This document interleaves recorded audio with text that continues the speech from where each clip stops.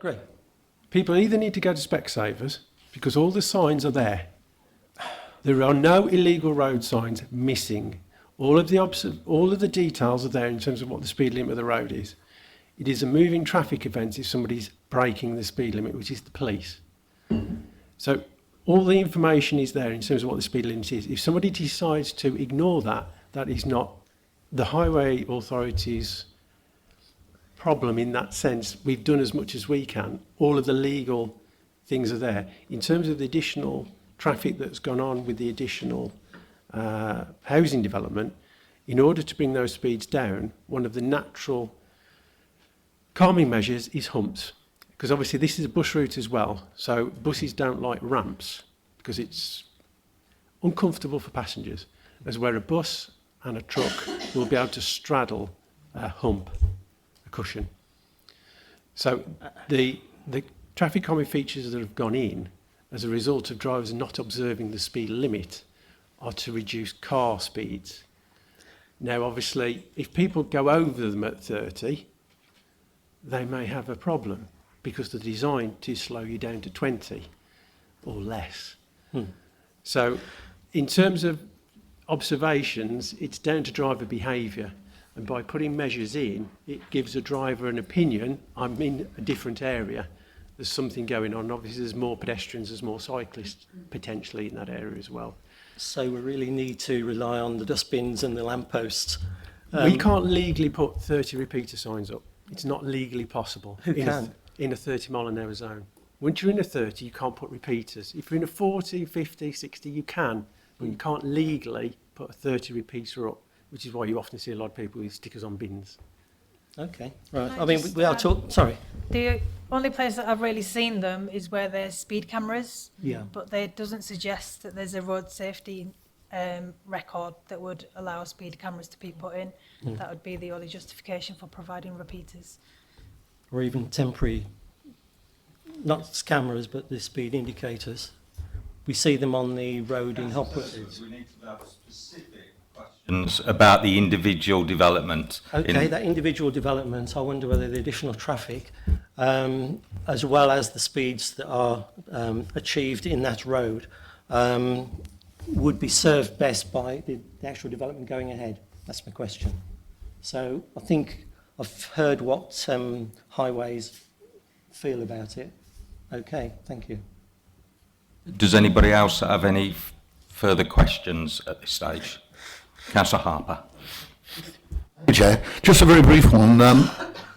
Location of this development, how does it fit in with relation to the boundary with Lichfield District? Are we right up against the Lichfield boundary? Presumably it is on our side, but we're right, bend up against it, I would think.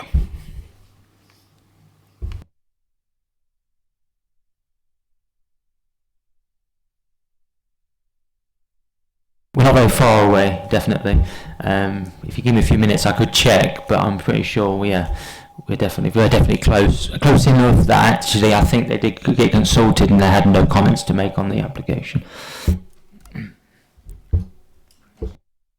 So Harper, does that answer your question? It does, because presumably Lichfield will be putting in an application very shortly to build the other side of the boundary. Thank you. Councillor Daniels. Thank you, Chair. This may potentially go to Highways, and good evening, thank you for joining us. I'm reading page 15 of the report, where I read, "It is not considered that the development proposals would have an adverse impact on the surrounding highway network or on highway safety."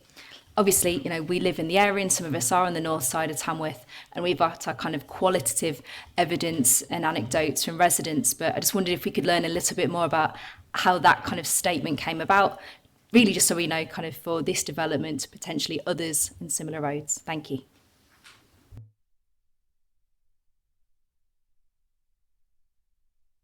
Thank you.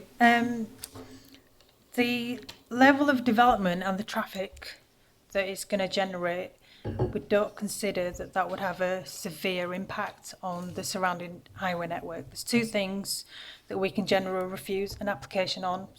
It's a severe impact or a highway safety issue, and in my opinion it doesn't meet either.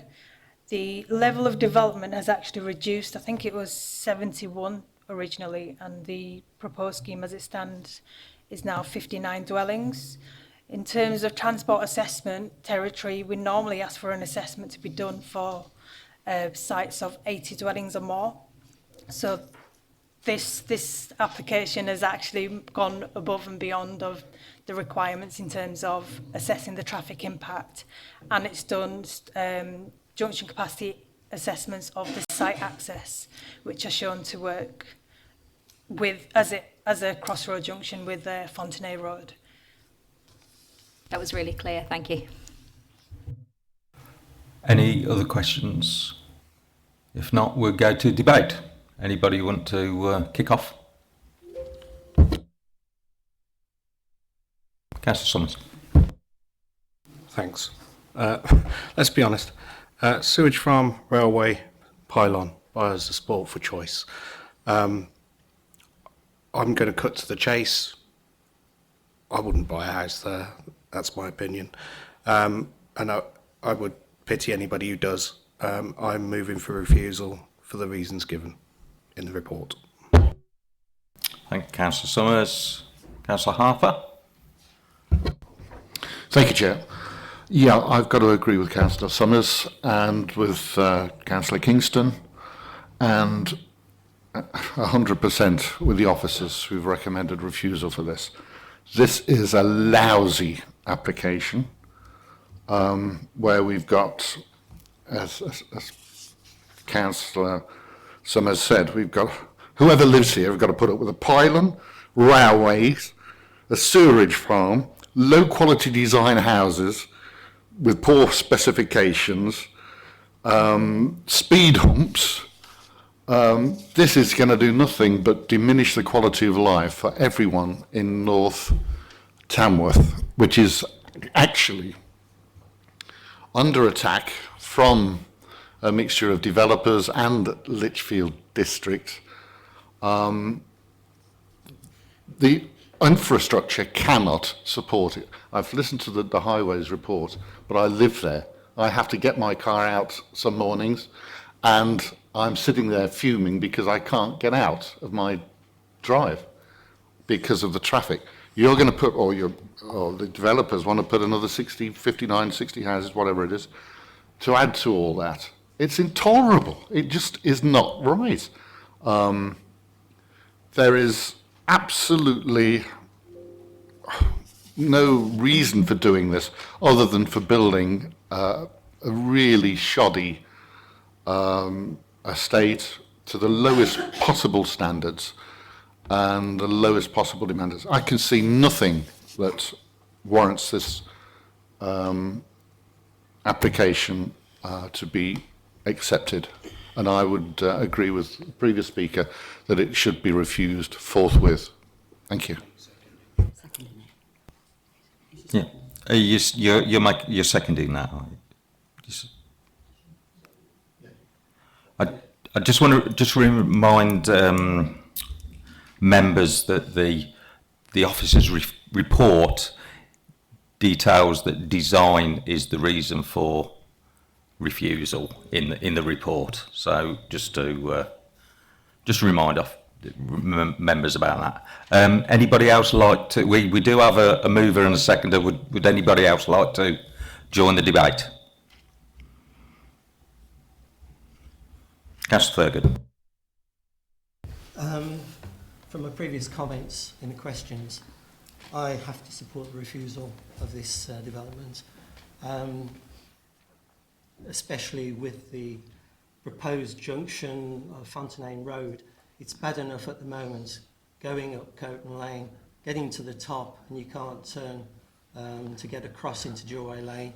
The thought of some sort of traffic control at Fontenay Road scares the pants off me, to be honest. And I'm against the proposal. That's the way I think I'll go. Thank you, Councillor Thurgood. I will add that I would support refusal based on a design viewpoint. Unless there's anybody else want to join the debate, I think we have a mover and a seconder to refuse. I'll take a vote. So. Please.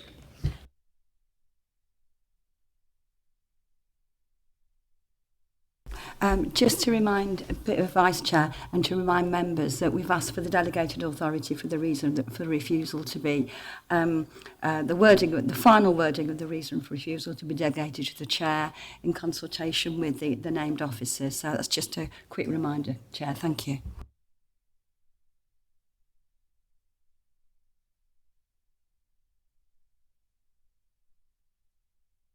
Okay, so the motion is to refuse based on design reasons.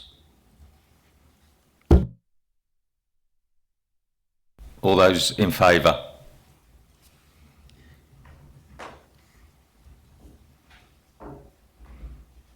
Unanimous. Thank you.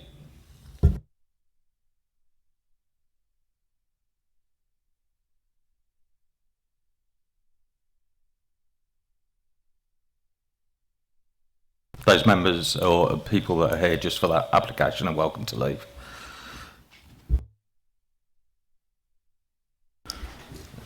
Okay, we'll move on to the second application, which is 0414/2022, which is middle entry committee report.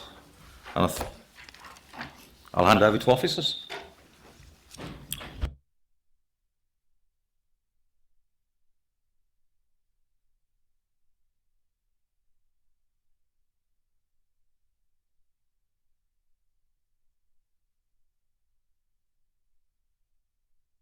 And if I can just let members know we are broadcasting now.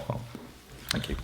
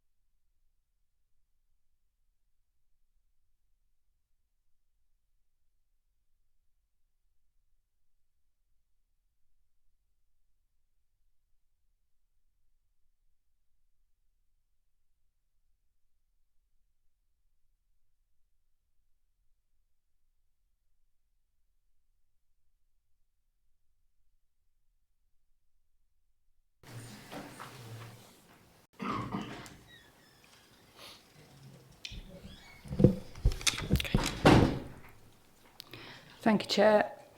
This application is brought before the committee due to its connection with the Council's future High Streets master plan, where the renewal of the buildings are an integral part of the objectives to enhance the environment and viability of the town centre. As such, it provides the key to other developments within the wider scheme, which you'll know about already. The first slide on the screen shows the existing middle entry, the sort of northern finger of the within the red line, the marketplace and the town hall, and then the red line shows the extent of the application site, which includes various elements. St Editha Square is at the top, as you can see, middle entry pathway down to the surrounding town hall and market square, and then the L shape 1960s units, and at the bottom there's Market Street to the left and George Street to the right. Within the proposals there's three elements. So the proposals are to remove the current glazed roof and two first floor bridges over the central passageway, which runs from the marketplace to St Editha Square, and that's shown on the slide in front on the screen now. And then the next element is the rebuilding of the southern range of the shops on Marketplace and George Street. That's the L-shaped shaded red area with a new, what we're calling the flex building, which is so called due to the flexible uses that are proposed within it. It's within Class E of the use classes order. I'll come on to that in a minute. And then the next slide shows the existing it shows the existing seven units are in the L shape, and then this is the proposed 7 units. So it's replacing 7 for 7 effectively. So just changing the profile of the building. The units are varying in size, and they have elevations as shown on the next slide. It takes away the current sort of blocky horizontal emphasis and provides the arch details to better relate to the existing features of the conservation area and nearby listed buildings. These show the elevation facing the town hall and then turning the corner onto George Street, so you can just see those on the screen now. The new flex building will create a series of flexible retail sort of pods or retail units, some with a catering capacity if needed, and there's also a small kiosk containing a management office, toilets, and various circulation spaces at the back. And the intention is for the space to meet the demands of smaller business operators, and the proposed plans show this layout of 7 individual units, 2 of which are larger and the rest are relatively small. It's, I think, 17.5 square metres. And this space can be adapted to accommodate different users and activities, including retail, leisure and event space. So anything that's within Class E of the use classes order. Again, that's detailed in the report. The third element of the scheme is the public realm improvements, which I think, yes, on that slide. Public realm improvements, including the redesigned public space that links the new flex building to the town hall square. That'll increase the scale and the size of the square.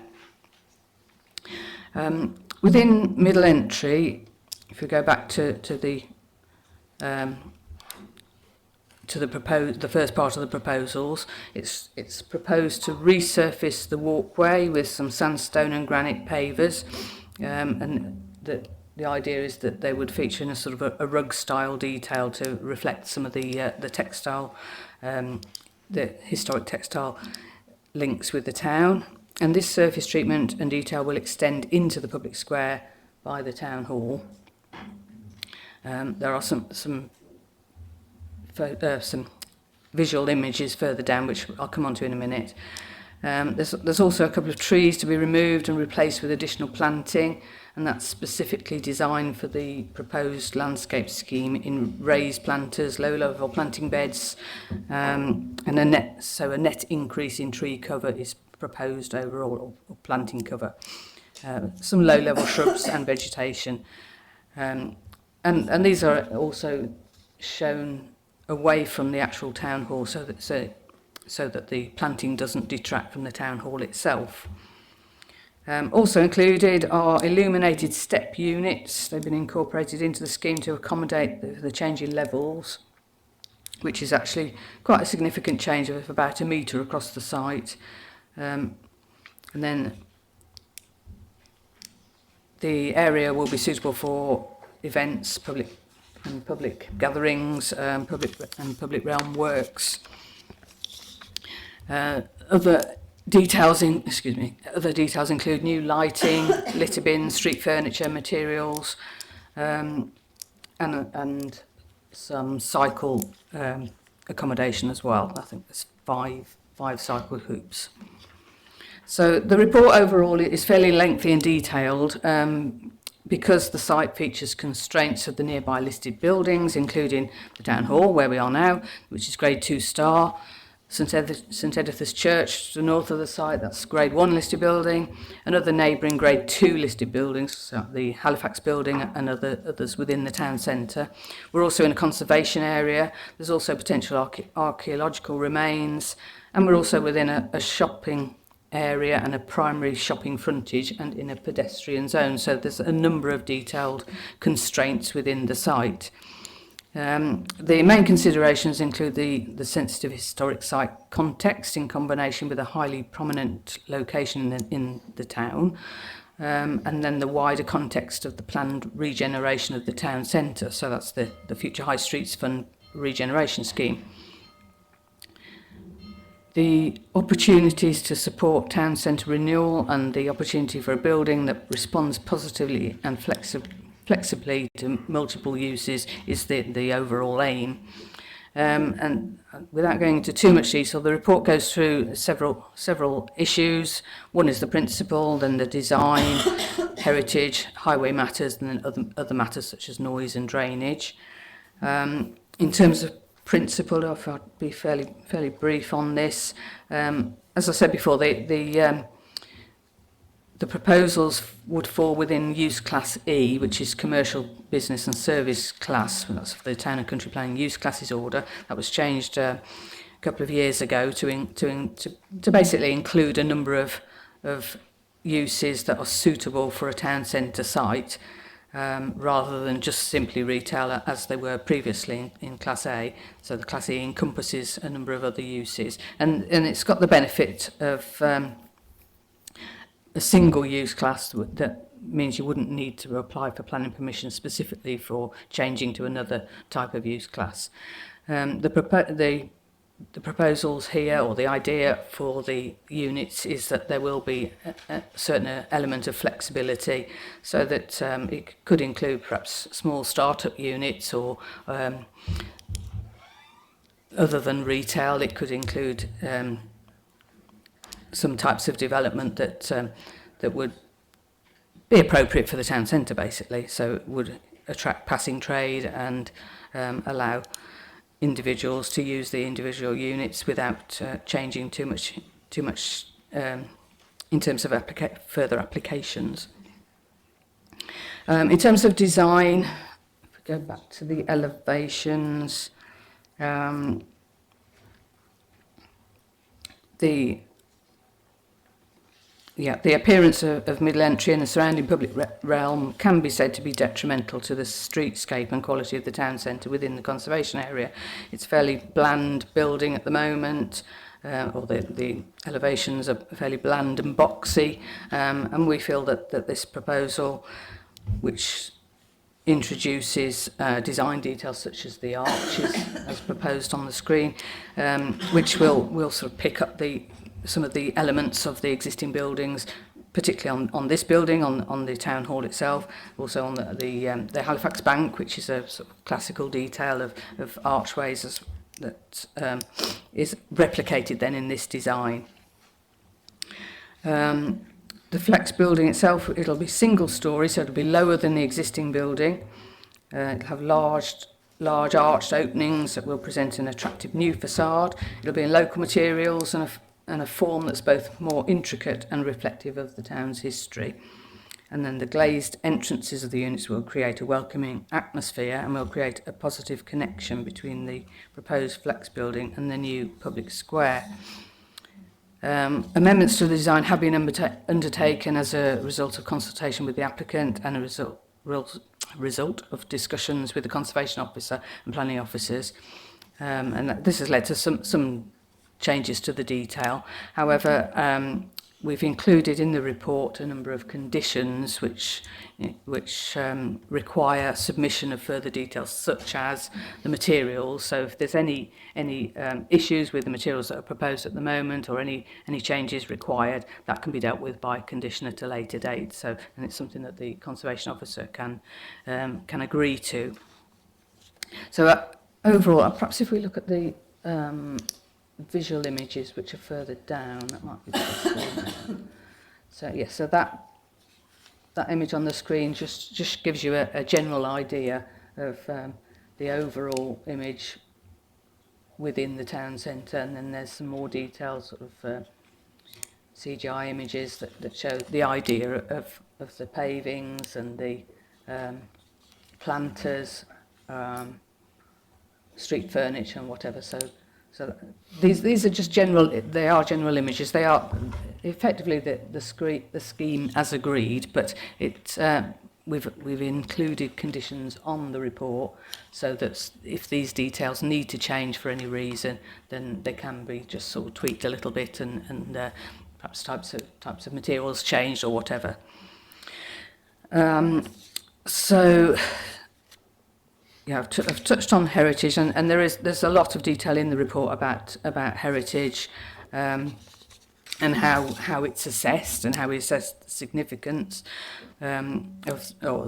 significance and impact on the listed buildings and the conservation area and the heritage assets that are existing.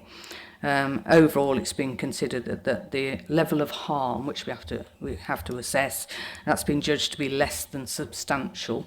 In the guidance in the MPPF, you have substantial harm, less than substantial, or no harm. So it comes within the middle category of that, really. And again, that's been assessed in terms of a very detailed report that's submitted with the application, which goes through the whole of the history of the town. It's very interesting if you wish to read it, and it sort of goes through that full-scale assessment of how the impact occurs on the heritage assets. And then the heritage advisors, including the conservation officer, the county archaeologist, they confirm that the scheme is overall acceptable, subject to the conditions that I've mentioned. And again, there's several conditions. As regards highways, that's been another issue where you see in the report there are very detailed level of response from the Highways Authority. Some of those issues we considered that they were not directly related to this particular scheme. They were more about highway improvements that are required throughout the town centre, which we feel are dealt with at another level or by either future applications or future schemes. So one of which was cycle connectivity within the town centre, which we felt was not appropriate to sort of attach that to this scheme. Another request by the Highways Authority was to have a Section 106 agreement for monitoring of the travel plan. They've submitted a travel plan, but for future monitoring of it. But again, we felt that was perhaps not appropriate for this particular scheme, due to the sort of small scale, relatively small scale of it. The fact that it's existing retail units, so it's replacing one for one. It's actually smaller than the existing units as well, so the overall floor space is less, and because it's in a very sustainable site within the town centre already, so we felt that was a little bit unreasonable to request that. There was also a request for further cycle provision within the scheme. We are proposing some cycle hoops or cycle racks. Yes, cycle racks. Get the word, within the scheme, within the square, but the Highway Authority requested further cycle provision for each individual unit. But we've covered that by a condition, and we think that can possibly put hooks within the backs of the buildings. There's no space actually outside of the buildings, but within sort of the circulation areas that may be possible. So we've included that as a condition there. Then other aspects of the scheme which I've just mentioned, there's the drainage proposals were included in the scheme. They're considered satisfactory and they would accord with the relevant policy on drainage. Again, there's details of that can be covered through the highways agreements, the separate agreements that will be required. Noise and disturbance, they've submitted a report that covers demolition, so that any noise and disturbance from demolition again is covered by conditions. And so overall, I think I've covered all the aspects that are included in the report, but we do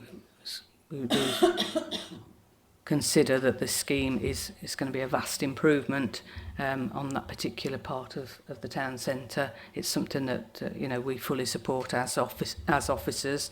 It's certainly going to make a visual improvement, and it's going to support users of the building who can, you know, make better use of the buildings that are proposed. If we just quickly run back through the visual images. Yeah, if we just stop on the photographs. Sorry, the next one. So that just shows you an idea of the existing buildings. Obviously, you're fairly familiar with it, and you've only got to step outside to have a look. Yeah, that shows the sort of bland nature of the buildings. And then if you go to there's an old photo that I've included. I think it's the one, that one. So that shows Middle Entry as it was back in, I think it's 1884. Sorry, the map is 1884 and the photograph is 1950. May I correct you on that? The photograph is 1967. Well, my information says 1950 to 59, but It's 1967. yeah, I'm sure you know that. I took the photo. But I actually put that in for your benefit, Councillor Harper, and I knew I'd be picked up on it. But yeah, it just shows the Middle Entry before the current buildings were built in the late 60s. It actually shows after the original Middle Entry has been demolished, and the area was briefly used for the market. Most of Middle Entry was demolished in the late 50s, and it was left like that for 10 years until the new Middle Entry was built. Thank you. Thank you, Chair. The recommendation is for approval, subject to the conditions as indicated in the report. Just one minor change to one of the conditions. It's condition 15. Just find it.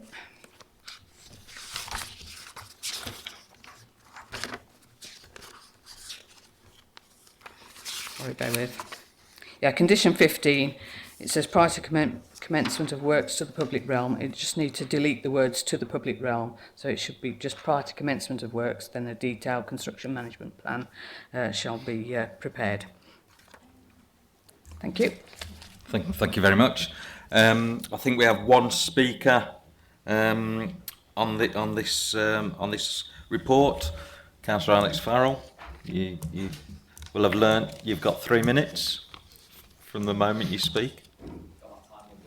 Excellent. Thank you, Chair. Thanks, councillors. Wouldn't it be nice to go back to that photo, John?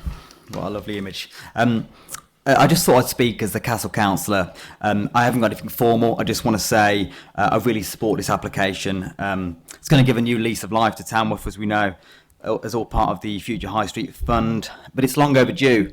I was trying to see if I could look out that window at the Middle Entry. I came out the other night, the assembly rooms, after the pantomime, and there was about 6 of us, and I said, what would you feel like if that Middle Entry was to disappear and be revolutionised for Tamworth? And they all said, wouldn't it be nice if we could see the town hall and see the castle?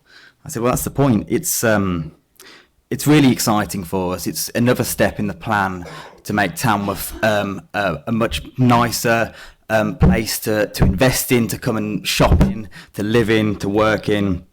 And, you know, the comment from the officers earlier, described as bland currently, I'd go a bit further than that and call it a carbuncle of the 1970s.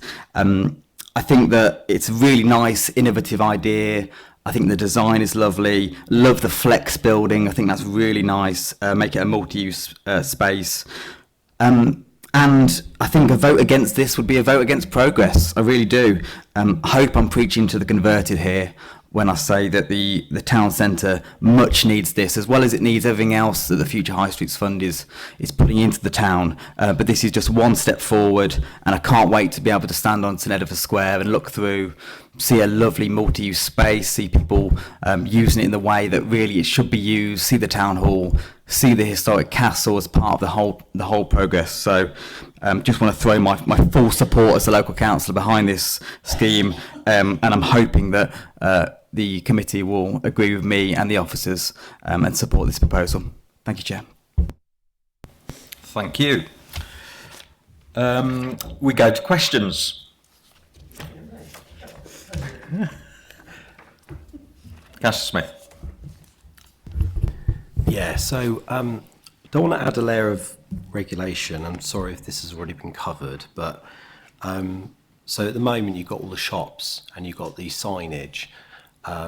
Sometimes I feel like it can be quite flamboyant in the area, the signage. I was just wondering, like, has there been any discussion or thinking on how is that signage going to come back? Is it going to be the same in terms of the shop signage?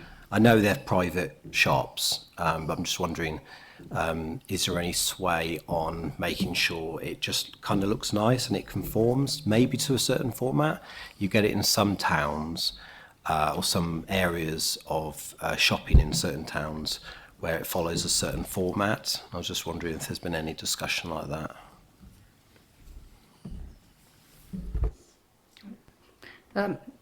Yes, Chair. Any new signage that's within the conservation area, as this is, will require consent anyway, so it's going to have to come forward to us for permissions. But as far as I'm aware, there's been no particular thought as to a sort of cohesive scheme. I think until one comes forward, then we've got that to compare against the rest. Well, but maybe. I don't know if Anna's going to come in on that. Thank you, Chair. So the Flex building, the 7 units, will be TBC run, and we're starting internally now to have the discussions about what the marketing looks like, how we're going to brand it, and all the rest of it. And you know, the phrase "the Flex" is one that probably will go forwards as part of its identity and its selling point. So I think there is a piece for us to do. To look at exactly what you're suggesting, is to have that consistency and something a bit different and a bit special that perhaps isn't currently reflected in the town centre, which is the whole point of it in the first place. So, yeah, I would say we're on it, but it doesn't form part of this application, but will come forwards in due course. Thank you. Thank you. Councillor Harper, specific questions? Yes, thank you, Chair. Just a quick question about the middle entry that is being retained, or the section that is being retained. The roof's going, but the brickwork above the shops is shocking. I don't know if you've had a really good look at it, but you can tell where every bricklayer laid his few bricks, went off for his tea break, came back and laid another layer. It's really poor quality. The bricks themselves are interior bricks, I would suspect, but I may be wrong on that. But it's horrible. Have we got any plan to clad them or put something on to cover up the horrible brickwork? Thank you. Possibly. Not part of this application. Obviously, this application deals with removing the glass canopy, and as part of that, we will make good that part of middle entry which isn't in our ownership, but where the canopy is currently attached to it. And when the golden bridges come down at either end, we also have a job to make do the brickwork which is above the shop fronts to kind of close what will be 2, 3, 4 gaping holes in the facades along that route. We are in discussions with the owner, which is Peer Group, who we obviously purchased this part of middle entry, which is being demolished. We purchased it from them.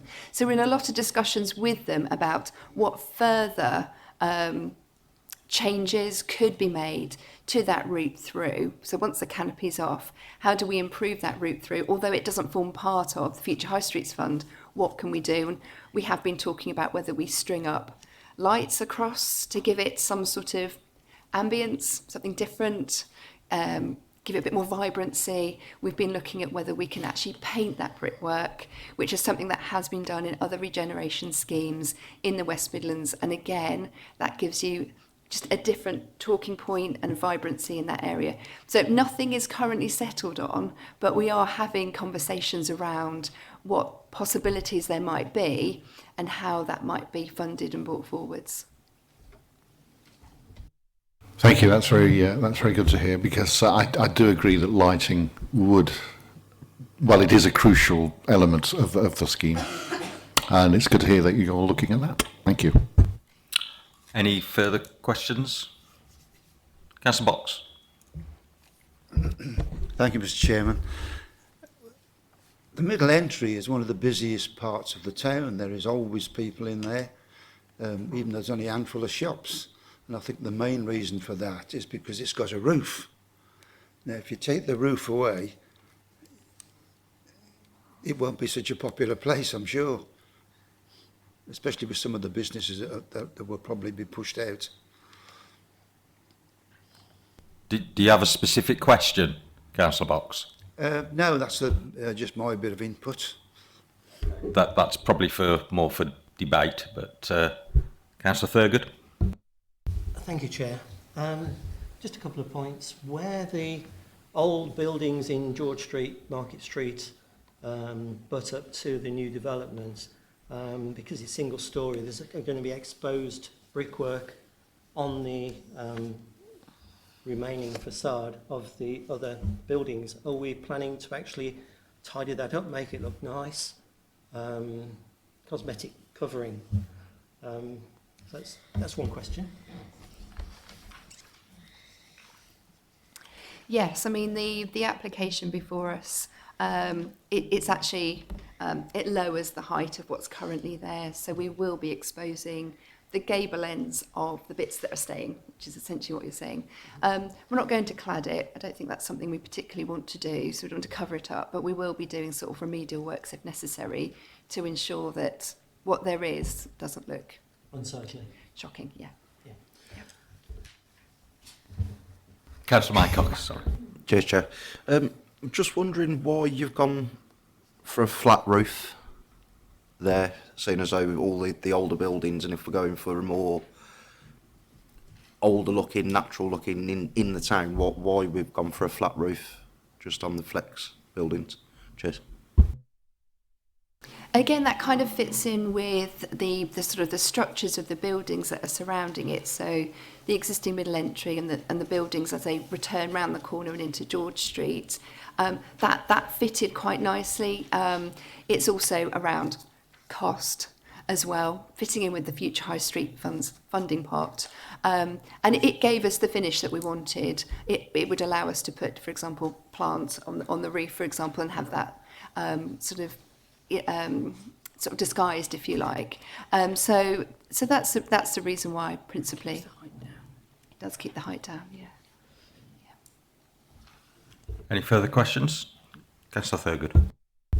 Following on from that question, is the possibility, although it's flat roof, would it support a normal roof in the future should it be deemed necessary? No. If it was felt that it would be an enhancement to the development in future years, rather than thinking, oh, well, it's flat roof, it's not going to support the necessary beams and everything to put up a normal roof. Is it possible at this stage to actually make sure it's strong enough to accommodate that? I can't answer that question. What I can say is that there is, I think, capacity within the building as currently designed for a second floor, potentially. So, we can do something different with that building. We don't have to go upwards to achieve something like that. I think the key consideration was reducing the scale of the building down a little bit. Those buildings are very dominant on that corner, and there's a lot of height, a lot of scale to them, and we felt something just slightly reduced actually provided a better, more domestic scaled building at that point. So if you were to put a pitched roof on, you're increasing again the height of something which we felt wasn't quite right. I'm not sure a pitched roof in that location, when it's surrounded by the buildings with the flat roofs, would actually look coherent. So there's some possible provision for the future then. Fine. Any further questions? Councillor Thurgood.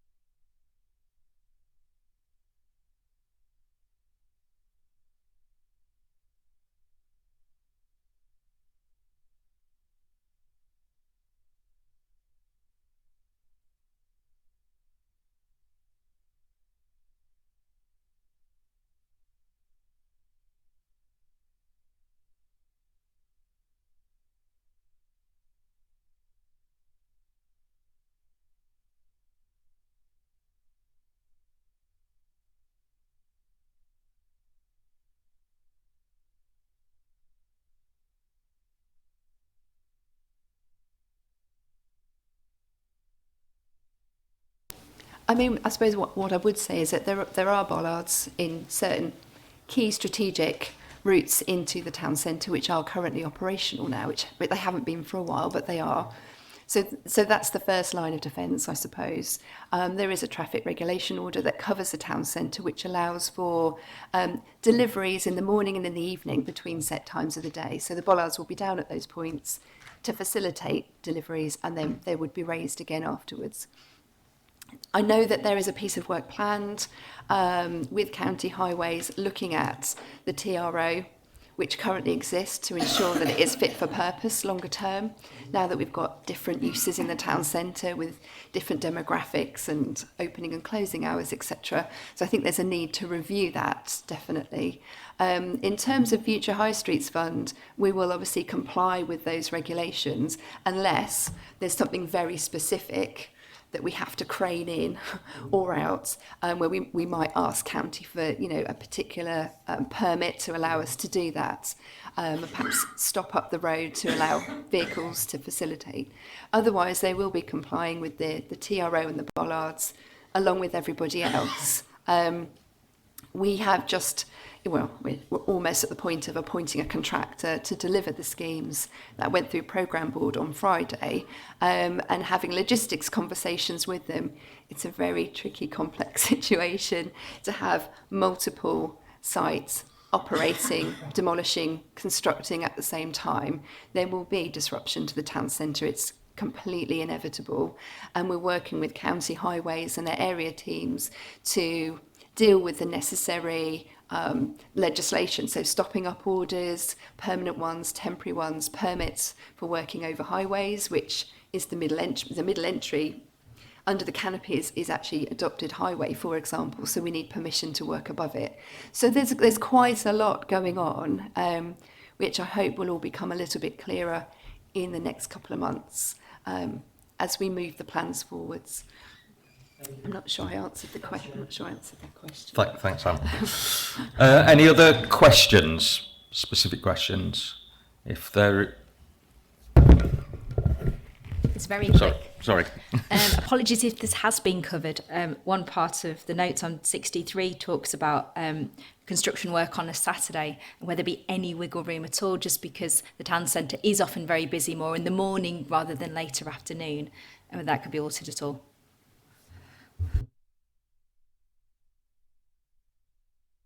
Can you just repeat the question? Sure, sorry. I'm just mindful you were just about to finish, so I went for speed. Would that definitely be the hours noted in terms of the construction work? It's in the section on page 63 on noise, or could there be any alteration to the Saturday? Just that when I go and I live in the town centre, it's often busy Saturday mornings, less so the afternoon. Would there still be Saturday morning work, or is that set in stone? Thank you very much.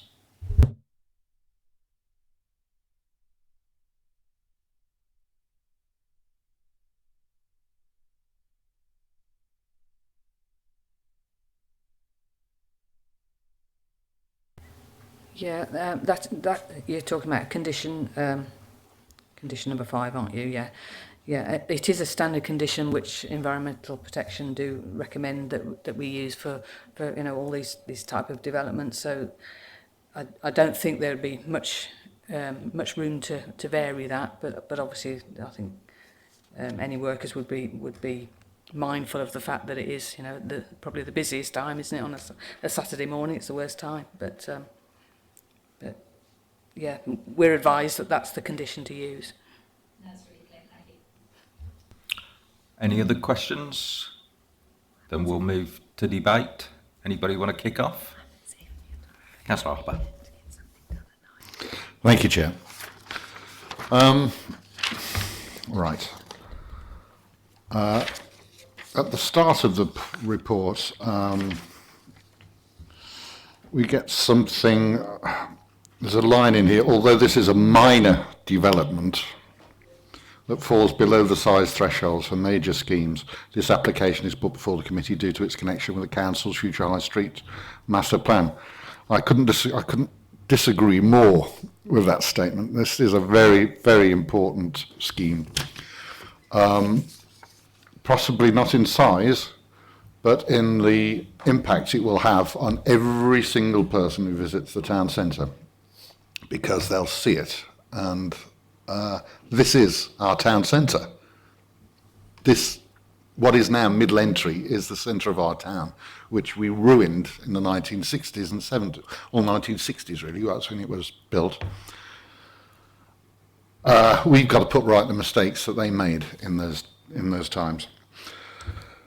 When I first took a look at this scheme, I thought, wow, this is an opportunity, or it's a disaster coming down the hill. It's one or the other. I look at what you've come up with, and to be honest, I thought, brilliant. You've taken elements of the town hall, the arches. You've used, well, it's like a fan light. You've mentioned in here, in your report, that you're looking to reflect the surrounding buildings, which are mainly Georgian, and so that we can get that comfortable sitting in harmony again. That's brilliant. That's exactly what needs to happen. But I'm afraid there was a point I was going to make earlier, but I was delaying it. And Councillor Maycock and I think Councillor Smith down there have also said, you forgot to put the roof on. It looks great, but it's only half finished. It needs a roof. You can't, Georgian buildings aren't flat top buildings. We're just replicating what we did wrong in the 1960s. What happened when they knocked the old buildings down was not only the physical structure was taken away, but the atmosphere of a Staffordshire market town was ruined. And that atmosphere wasn't created by flat-roofed concrete buildings. It was created by lots of buildings with different styles, but all with tiled roofs. The buildings we're knocking down now, Middle Entry, flat top. The nationwide buildings, it's a flat top. Horrible. They don't sit with the town centre. They don't fit in. They don't harmonise with the town. But we're replicating something that has failed in the past. We must learn, I feel, from the lessons of that. If we could look at this, if we could look at that particular slide, I don't know if that's possible.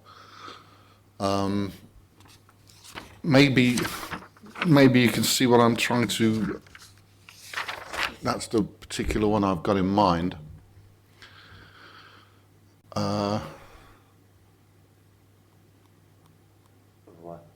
Is it? That's it. If you look to the left of the town hall, you've got buildings that sit absolutely in harmony with the building. If you look to the right of the town hall, you'll see a whole load of buildings that do not sit comfortably with it. They're all flat top, incongruous buildings that do not add anything to the atmosphere of the town that we're trying to create.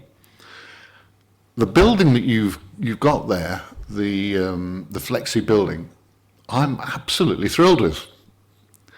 But it, I feel, is ruined by not having a top on it, not having a roof. Had we got that roof on, I think we would have something which your conservation officer says it's acceptable. Well, I'm afraid acceptable isn't good enough for Tamworth. Outstanding has got to be what we're looking for, and that is, as it stands, not outstanding. Put a roof on it, it could be fine. The buildings opposite, if you think of the buildings lining on the approach into the castle grounds, that was a new building built in a Georgian style with a roof. They put dormer windows in it as well, and that harmonises with the rest of the buildings in the town. By failing to put a roof on here, we are blowing a major opportunity to really absolutely give ourselves something to be proud of. And My own view is I'm in favour of losing the roof of Middle Entry. I think it does no good purpose apart from catching pigeon droppings and all sorts of other things. I think that's a great idea. I think Middle Entry could become a really good place if we use the lighting, if we use good materials, if we use decent bricks that harmonise with bricks that are already there.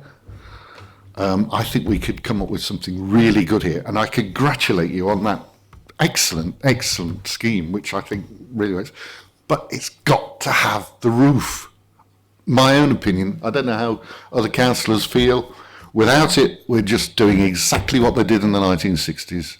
We're giving ourselves an incongruous building that ain't going to fit with the rest of the town and is going to look out of place. My own thing is that I would propose that we look at this at a future date and ask the officers to come up with something that could solve this problem. I feel so strongly about this. I would like to know if that's possible, because if we don't do it, this is going to be here for the next 50, 60 years, whatever. We're going to have to live with it, and let's live with something that's worth it, not something that's second rate. Thank you. Councillor Harper, are you moving a motion of any description? I'll move a motion that we hand this back, or that we delay this making a decision on this particular application until the officers and the planners have come up with the scheme to put a roof on it. Okay, so you're moving a refusal. Yeah. Okay. Councillor Summers. We've got to deal with that first, haven't we?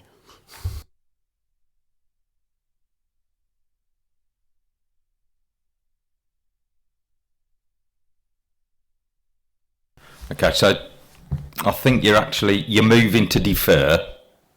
You've moved that. We need a seconder for that if there is one available. Councillor Thurgood. Always is regarding the lack of roof and how it would enhance the development. I understand there's cost constraints that you have to adhere to, but I think Councillor Harper is right in terms of the long term. I think that was why I was saying that if you have the provision in the building, perhaps in a couple of years' time, to actually go ahead with roofs when the funds are available, then I think that would be a better solution. So, yeah, that's why I'm supporting that deferral. Thank you. Okay, so we have a motion on the table.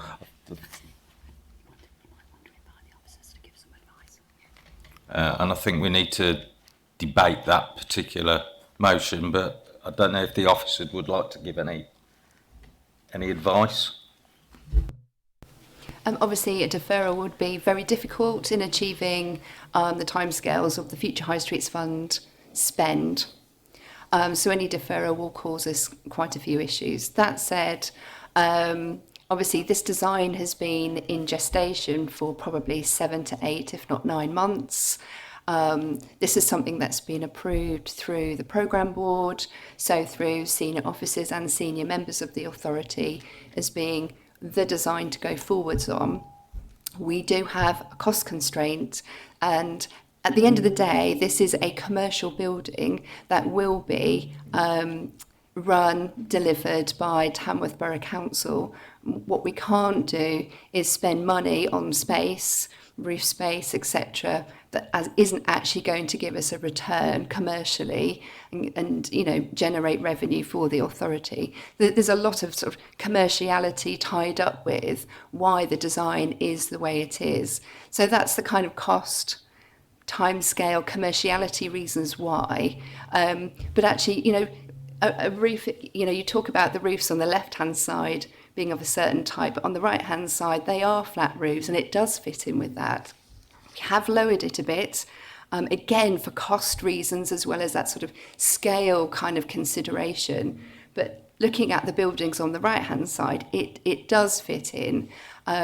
But we have designed a really good building in a very difficult space where you've got a junction between modern, old, something as listed and old as this, along with Georgian. It was quite a tricky spot to find the right tone and scale to fit in, and I think we have. So I'm disappointed to hear that the roof is a sticking point. I think that would cause us a lot of problems. We have got we've got the reasons from or acceptance from the conservation officer that it is acceptable. So from a planning perspective, I think actually what we have done is good enough to be approved, and that's why it's recommended for such. So, thank you. Thanks, Alan. Okay. Thank you, Chair. Thank you. Just to make clear to officers that the advice that you've heard from the Assistant Director here covered two things. Firstly, it gave you some information about the background of the applicant and the funding difficulties that could cause, why the application, the proposal's been designed in a particular way, and why deferring it to come back with a pitch roof, why that may not be possible in terms of the applicant itself and the cost delays that could cause. She also gave you some separate advice as a planning authority, which is why you're here tonight, to consider that with your planning authority hats on. And as planning authority, she's given you, and as the advice from the pure planning perspective is that the design is acceptable for the reasons, and that's why it's been recommended to you as being acceptable without the pitch roof. Now, obviously, that's a matter for you to decide with your planning hats on. The background information she's given to you in terms of the problems coming back with delaying the scheme and coming back with a future scheme and the prospects of that coming forward. That's a matter that's been given to you as problems for the applicant, but that shouldn't be a determining material consideration for you with your planning hats on. But you have been given some advice that from the planning perspective, as far as the planning officers are concerned, this design is acceptable. But obviously that is a matter for you as planning committee. Thank you. Thank you. Councillor Summers, did you want to speak on this? But yeah. Thank you, Chair. I probably won't say it as eloquently as Anna did, but essentially, if we don't go forward with this now, we'll be shooting ourselves in the foot. I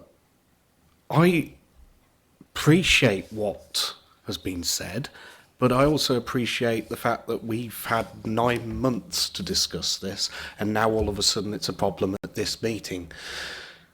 We've got time constraints, we've got budget constraints, we have in front of us a perfectly acceptable building in planning terms. We have a potential there for if anything ever did change in the future, that could potentially change as well.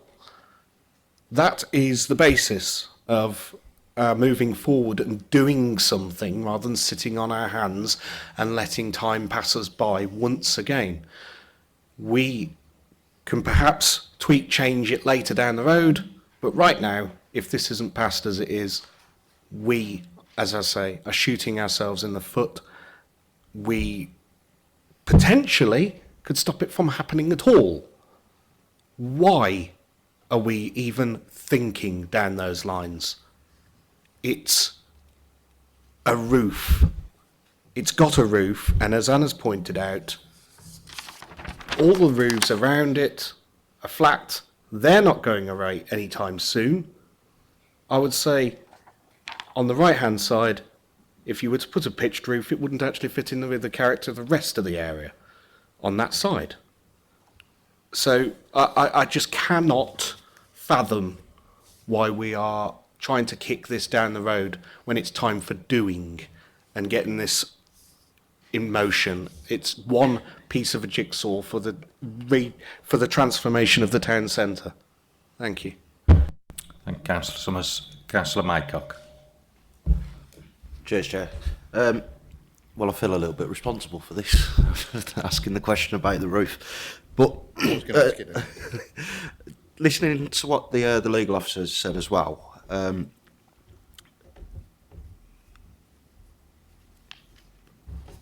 my personal thing would not be a roof, and I understand why.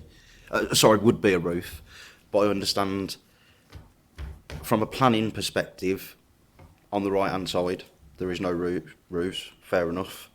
But on the balance of things, you've got, as Councillor Harper said, lovely building, middle entry is going.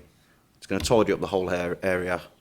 So, personally, on the vote on that motion, I'd have to say no to that motion.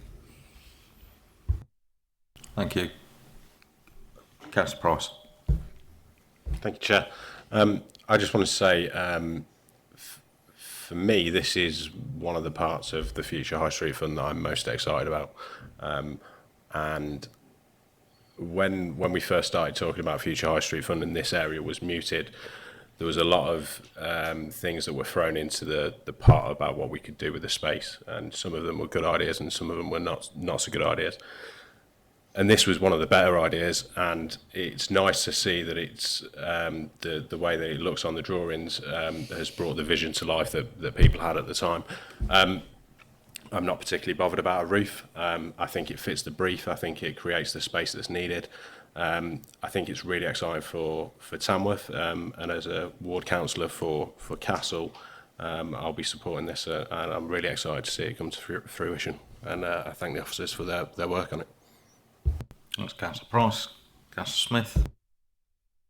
Yeah, I'm not massively worried about the roof. The only thing I was going to mention was, I think as long as it's got, as what was in that photo, in that one there, it's got a double border along the top outside, and hopefully that's protruding slightly. I think that will make a massive difference, because I've noticed it's not on this one.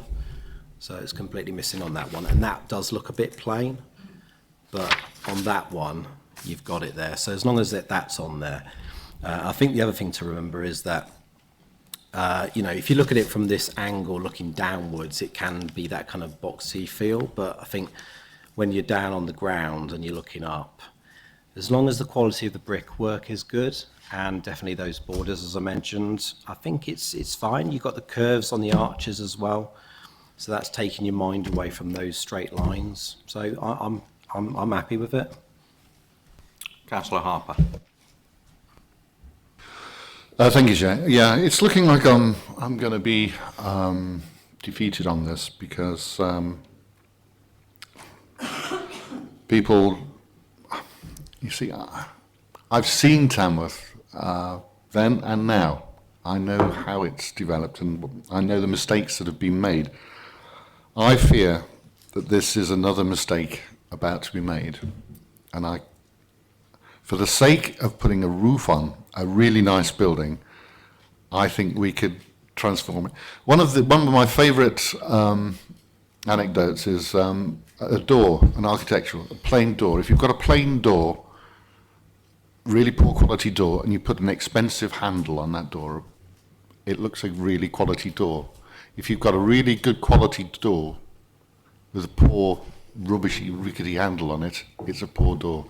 For the sake of that going that extra length, that extra bit of quality, that extra bit of, come on, this is unique, this is us, this is Tamworth.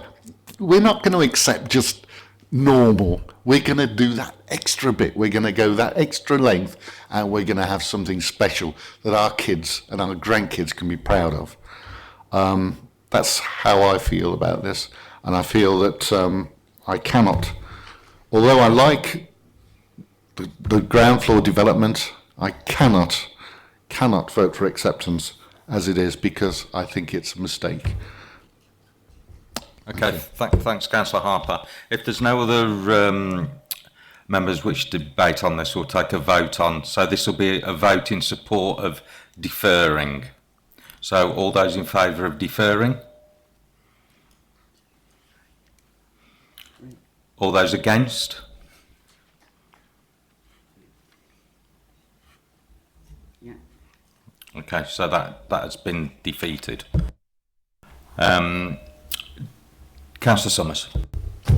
Can I move it for approval, please, Chair? Councillor Price. Okay, we have a mover and a seconder to move the report in favour. Does anybody want to debate on that? I think we've probably spoken quite a lot about this tonight. So all those in favour of approving the application?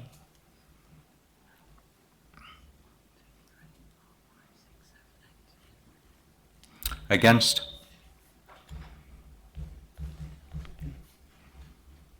Okay, that's approved. I think that that covers our business for tonight. Thanks everybody, and that was quite an exciting first meeting as a chair, and I hope it's the last.